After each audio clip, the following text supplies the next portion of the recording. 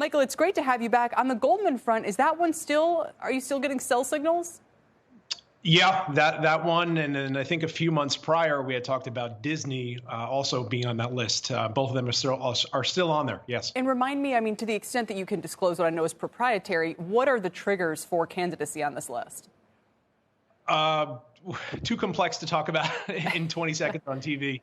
But it's generally looking for fundamental attributes that investors typically shy away from at this point of the cycle. And so just deteriorating fundamental data relative to their peers. And that's where we're looking for companies that are going to underperform their counterparts. And that's where we're beginning to see in companies that have these types of attributes.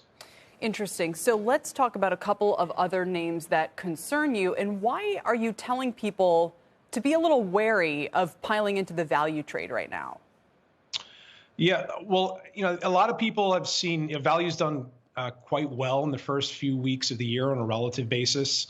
And that's largely due to the increase in bond yields this year. And a lot of people are looking back to last year when we had a similar move in value leadership. But that was for a really different story. That was really on the back of all the vaccine news, reopening, a big surge in earnings expectations and economic activity that also came along with a higher pickup in bond yields.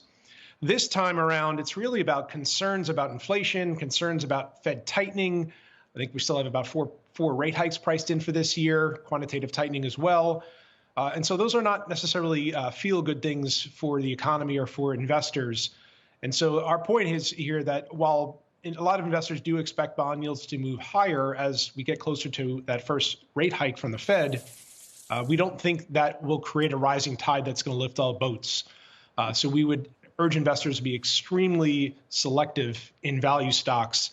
This is really not the part of the market cycle where you want to be having a huge tilt in value in your portfolio. It's very, very interesting. And the mere fact that Goldman is a name that wouldn't be attractive here. Am I right? At WFC, is that Wells Fargo? Is that another one that you see sort of similar signs? That's surprising because it's, I mean, on the one hand, it makes sense. It's up 70% over the past year, but it's all of a sudden people are piling on saying, well, this is the one name that can perform well in these conditions. Yeah, that one has just fallen into our model as well. And there's different metrics from valuation, from changes in other capital metrics specific to financials that are being flagged.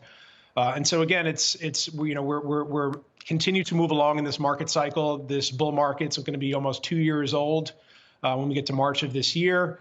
And so we've had a lot of good economic surprises in the last 2 years. And now we have to pay the piper.